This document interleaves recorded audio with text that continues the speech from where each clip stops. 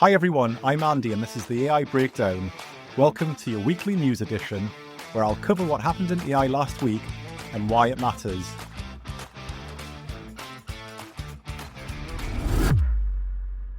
Let's start with the Pentagon, because this story says quite a lot about where AI procurement is heading.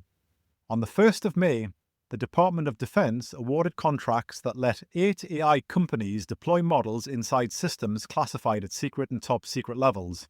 The names on the list were OpenAI, Microsoft, Google, AWS, NVIDIA, SpaceX, and Reflection AI. SpaceX is an interesting one, as it doesn't actually have a major frontier model of its own, so that inclusion looks like a bet on secure infrastructure and XAI ties as much as model quality. Oracle appears on a separate but related award. Unsurprisingly, the name missing was Anthropic, given their ongoing legal battles with the Pentagon. We covered Anthropic's injunction fight in previous episodes, and also the Mythos cyber story as a possible path back into government work. However, this week has made that route appear much narrower. The DoD contracts are open-ended vehicles with multi-year ceilings the Pentagon hasn't disclosed. Bloomberg government estimates classified federal AI spend at about $8 billion to $12 billion over the next 5 years. Anthropic is now excluded from that, at least in this segment of the market. What's intriguing is that the Pentagon didn't select just one winner. It intentionally chose multi-vendors. This reflects an important insight about the US government. The largest serious buyer in this category doesn't want to rely solely on a single model provider. It prefers optionality, bargaining power, and perhaps a bit of political leverage too. Reflection AI's inclusion is a part of this strategy.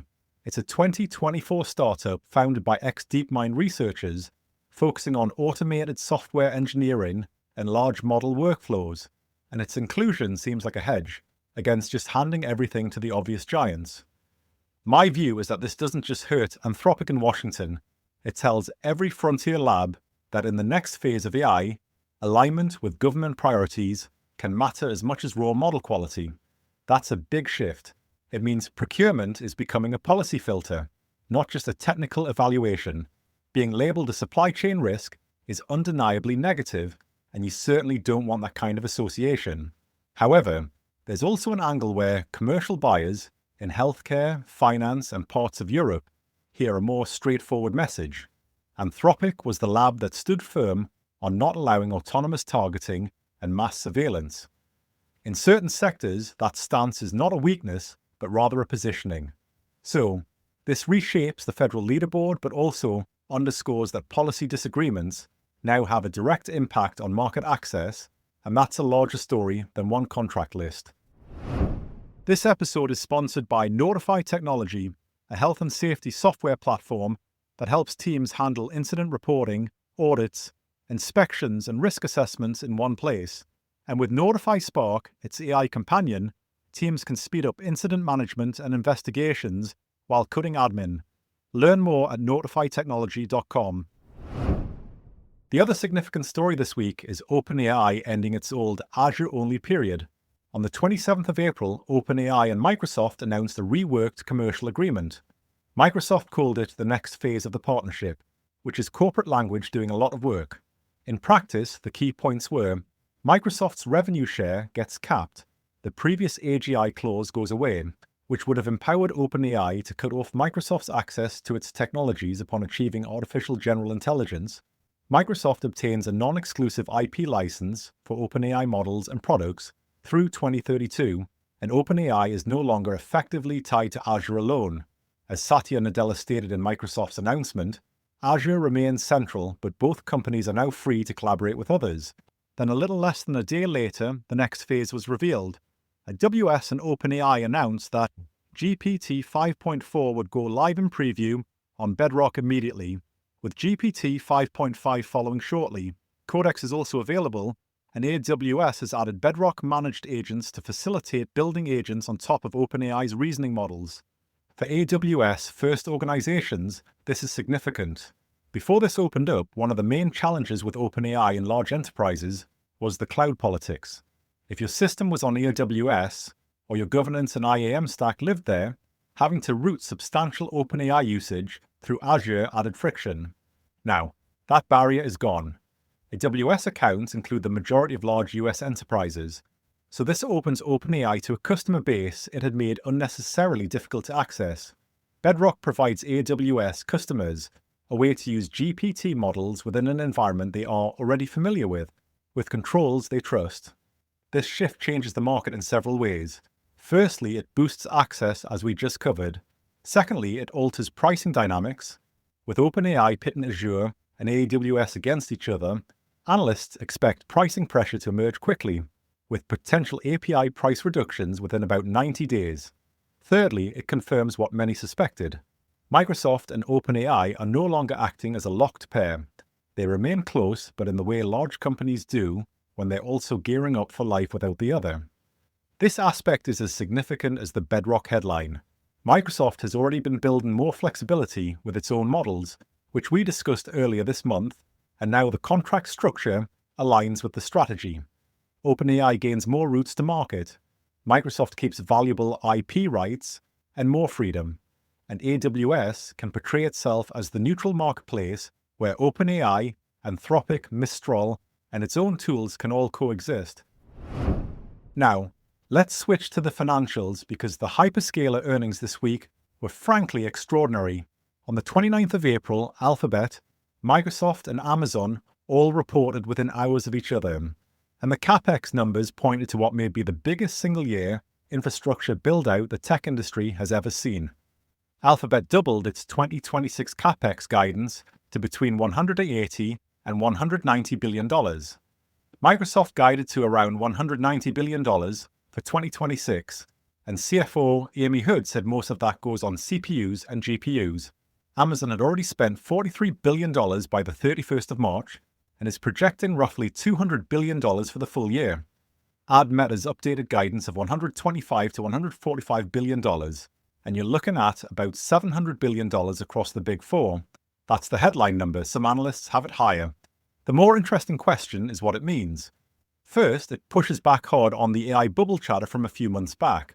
And whilst the tension is still there between building too many data centers and not enough, this kind of funding will ease compute scarcity, not eliminate it. Every hyperscaler is effectively over-provisioning, which should make 2026 and 2027 a more favorable buyer's market for inference capacity than 2024 or 2025. There's also a second narrative within the first, the custom silicon story. Andy Jassy noted, AWS's chips business is now generating over $20 billion in revenue, growing rapidly. Analysts at Bernstein and Bank of America openly regard hyperscaler custom chips as a potential threat to NVIDIA's dominance over the 2027 to 2029 period. With solutions like Trainium, Google's TPUs, Meta's MTIA, and Microsoft Maya, the hyperscalers are building genuine alternatives, not perfect substitutes, but viable options. This is where things get practical. Over the next couple of years, enterprises will evaluate not only model performance, but also the economics of model hosting. Trainium hosted Claude, TPU hosted Gemini, NVIDIA hosted GPT. The decision regarding model and infrastructure is becoming increasingly intertwined. The Motley Fool deemed this the largest technology build-out in history, which may sound dramatic, but is probably justified in this case.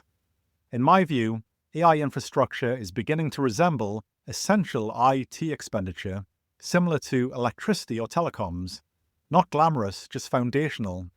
The challenge is that all this spending creates a future depreciation burden. Roughly speaking, spreading $700 billion over a 5-year useful life results in approximately $140 billion annually in depreciation from 2027 onwards. So operating margins could face pressure unless AI revenue keeps pace. For buyers, though, in the near term, the impact is positive. Increased supply typically means better availability, improved economics, and more negotiating leverage than in the past 2 years. An intriguing story in the enterprise sector came out of Europe this week. On the 28th of April, Mistral launched Workflows in public preview. It's an orchestration engine for long-running AI processes, and the bigger point is that Mistral thinks the hard part in enterprise AI now isn't the model. It's making the thing run reliably inside real business processes. Workflows is built on Temporal, A practical choice, given that this durable execution layer already supports orchestration at companies like Netflix, Stripe, and Salesforce. Mistral's message is clear. The control plane operates with Mistral, but the workers and data processing remain within the customer's environment, whether on cloud, on-prem, or some hybrid setup. For European buyers concerned about data residency, GDPR, and the AI Act, this deployment strategy is a significant part of the appeal. The launch clients support this narrative. ASML, CMA, CGM, La Banque Postale, France Travail, and also a Banca and Moev. These are not random names. They are the types of organizations concerned with sovereignty, auditability, and avoiding the transfer of sensitive process data to an external cloud unless it's unavoidable. And Mistral also claims Workflows was already handling millions of executions daily during pre-launch testing, highlighting where it wants to position itself in the technology stack. My perspective is that the margin is shifting up the stack. The model is becoming the cheap part, or at least the less differentiated part. The expensive bit is getting AI to behave predictably inside a real business process. That's why orchestration matters. It's where reliability, compliance, and switching costs start to live. Another story that's hard to overlook is Ineffable Intelligence. On the 27th of April, the London startup announced a $1.1 billion seed round at a $5.1 billion valuation, which is an astounding figure for a company that's only been around for a few months. It's the largest seed round ever completed in Europe. But the founder is David Silver, the former DeepMind researcher behind AlphaGo, AlphaZero, and AlphaStar. So investors are evidently placing their faith in him and his research direction rather than any present product. TechCrunch summed up the central idea well. Silver aims to develop a system that learns via reinforcement learning, deviating from primarily imitating human data. He's framing the mission as creating a super learner that derives knowledge from its own experiences, which marks a distinct departure from the typical scale-up of today's LLMs. This matters more for the market's shape in the coming years. Sequoia, Lightspeed, Nvidia, Google, DST, and even the UK Sovereign AI Fund are essentially hedging against the current consensus. My take is that this isn't really a funding story, it's a rebellion story. When over $1 billion goes into a lab with no product and a thesis that cuts against the dominant LLM playbook, that's the market saying it no longer believes one path will own the future. To me, that's the real signal. Right, let's quickly touch on a few more before we close. Firstly, you've probably been hearing a lot of back and forth about the EU AI Act, but there was a significant breakdown in Brussels recently that hasn't quite hit the mainstream headlines yet. The omnibus talks, basically the sessions meant to clean up the final rules and potentially move some deadlines around, are collapsing. They still haven't reached a consensus, and for anyone in the business world, that is a much bigger deal than it sounds. A lot of people were banking on these talks to push back the compliance deadlines. Now that the talks are stalling, that safety net is disappearing fast. The August 2nd deadline for high-risk AI systems is staying exactly where it is. So what does that actually mean for you? If your company uses AI for things like scanning resumes, evaluating creditworthiness, or even certain types of employee monitoring, the EU classifies those as high risk. Because these talks failed, the clock hasn't stopped. Any high-risk system you're using or launching needs to be fully compliant by August 2nd, or you're essentially operating outside the law. The risk here isn't just a slap on the wrist. We're talking about potential fines that can scale up to 3% of your global annual turnover. However, for prohibited practices, it can be as high as 7% or 35 million euros. But even beyond the money, there's a massive operational risk. If you aren't compliant, regulators can literally pull your product from the market or force you to shut down the system. If that AI is a core part of how you hire people or manage your operations, that's a day zero event for your business. Anthropic also introduced Claude Security in public beta for enterprise clients. This code-based security product, powered by Claude Opus 4.7, scans for vulnerabilities, confirms findings to reduce false positives, and provides patch suggestions. Following the Pentagon exclusion, this feels like a strategic message. They might be excluded, for now, from classified defense contracts, but the enterprise software market is still accessible. Meta had a staggering statistic to share. On its earnings call, the company revealed its business AI tools are now handling about 10 million conversations weekly, up from around 1 million at the year's start. This is a tenfold increase in approximately 90 days, mainly through WhatsApp and Messenger for small to medium-sized businesses.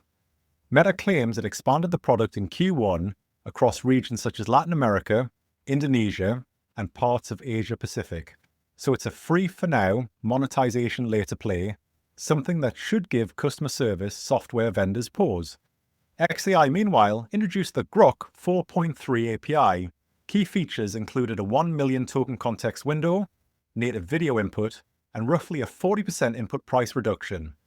That price move is perhaps the most significant aspect of this announcement, as it adjusts expectations within the agent tier API market and pressures others to react. And one more development to monitor. Otter has undertaken its largest strategic pivot in years, expanding beyond meeting notes into enterprise search across Gmail, Drive, Notion, Jira, and Salesforce, using MCP as the integration layer. TechCrunch hints that Outlook, Teams, SharePoint, and Slack are next, revealing the broad scope of this change. That's all for this week's AI Roundup. If you found this breakdown valuable, please leave a rating and hit subscribe. See you next week.